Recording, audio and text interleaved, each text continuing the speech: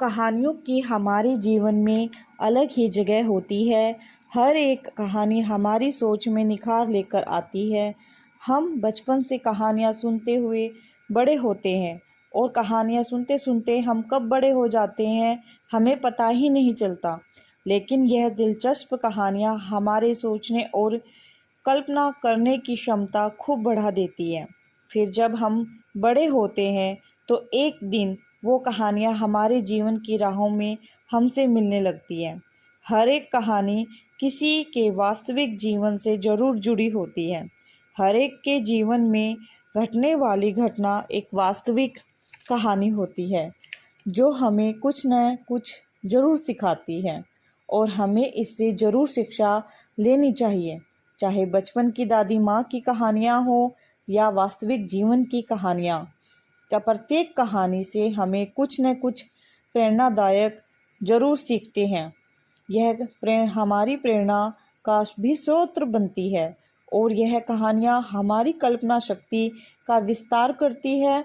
ऐसा माना जाता है कि जैसे जैसे हमारी कल्पना शक्ति बढ़ती है वैसे वैसे हमारे हाथों की रेखाएं भी बदलती रहती हैं।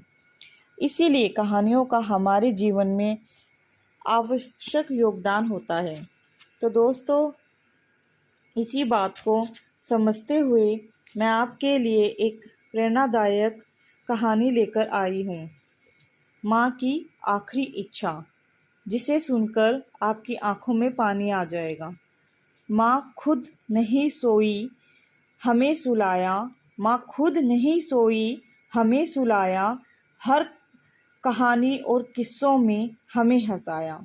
माँ खुद नहीं सोई हमें सुलाया, हर कहानी और किस्सों में हमें हंसाया, हर मुश्किल और परेशानी को गले से लगाया और हमें दुनिया में कुछ अलग तरीके से जीना सिखाया। हर मुश्किल और परेशानी को गले से लगाया और हमें दुनिया में कुछ अलग तरीके से जीना सिखाया। आइए आपको एक कहानी सुनाती हूँ।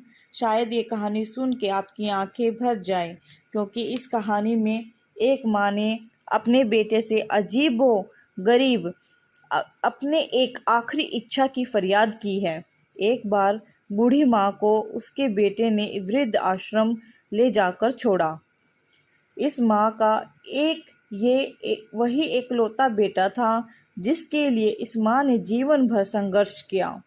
इस बेटे के लिए वो सब कुछ किया जो एक माँ को करना चाहिए या माँ कर सकती है, और आज भी अपने बेटे को किसी भी तरह की परेशानी ना हो, इसीलिए आश्रम में रहने के लिए भी तैयार हो गई। वृद्ध आश्रम में रह रही माँ हमेशा अपने बेटे को याद करती, मगर बेटा केवल साल में एक बार उसको मिलने जाता या फिर फ़ोन पे बात कर लेता। कई साल बीत गए। वृद्ध आश्रम से बेटे को एक दिन फ़ोन आया। उन्होंने कहा, बेटा जल्दी से आश्रम आके अपनी माँ से मिल लो, वो बहुत सीरियस है। बेटा जब अपनी बीमार माँ के पास पहुँचा तब वह अपनी आखिरी सांसें गिन रही थी। बेटे ने अपनी माँ से उसकी आखिरी इच्छा पूछते हुए कहा, माँ मैं तुम्हारे लिए क्या कर सकता हूँ, बताओ। माँ ने कहा, बेटा इस आश्रम में गर्मी और मच्छर बहुत ज़्यादा हैं, यहाँ पर कुछ पंखे लगवा देना। फ्रिज ना होने की वजह से यहाँ पर हम बूढ़ों को कई बार भूखे पेट ही सोना पड़ता है। किसी का दिया हुआ खाना खराब होने से हम से नहीं बचा पाते, तो इस आश्रम के लिए एक दो फ्रिज खरीद कर दे देना। बेटे ने अपनी माँ की सारी बात सुनी और अपनी माँ से पूछा, आपने इतने साल यहाँ निकाल दिए पर आपने कभी ये बातें मुझसे नहीं कही, और अब जब आपके पास टाइम नहीं बचा तब आप यह सब कह रही हैं, ऐसा क्यों?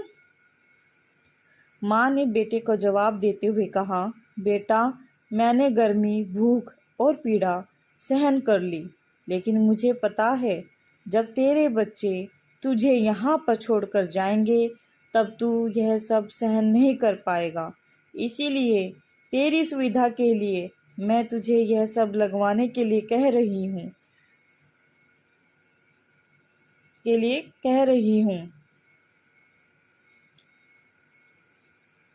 लगवाने के लिए कह रही हूँ।